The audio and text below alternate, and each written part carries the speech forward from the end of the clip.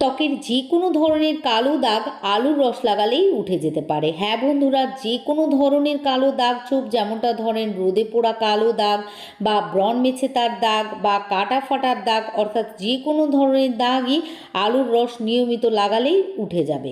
তার জন্য রোজ রাতে ঘুমানোর আগে 2 চা চামচ আলুর রসের মধ্যে বেসন অথবা মুলতানি মাটি মিশিয়ে নিতে হবে। যাদের ত্বক তৈলাক্ত তারা মুলতানি মাটি ব্যবহার করবেন, আর যাদের ত্বক স্বাভাবিক তারা এখানে বেসন ব্যবহার করতে পারেন। তারপর এটিকে ত্বকে লাগিয়ে 1 থেকে 2 মিনিট ঘষে নেবেন, ঠিক যেইভাবে ফেস ওয়াশ লাগানোর পর মুখ ঘষে নেওয়া হয়। তারপর 10 থেকে 15 মিনিট ত্বকের মধ্যে লাগিয়ে রেখে ধুয়ে ফেলুন।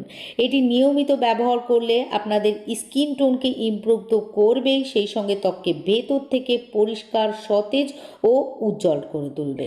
আপনারা প্রথমবার এটি যখন ইউজ করবেন তখন কানের পিছনে বা হাতে লাগিয়ে চেক করে নেবেন, যদি কোনো জ্বালা পোড়া বা অ্যালার্জিক রিয়াকশন হয় তাহলে ব্যবহার করবেন না। আমার আজকের ভিডিওটি যদি ভালো লাগে প্লিজ লাইক ও শেয়ার করে দেবেন।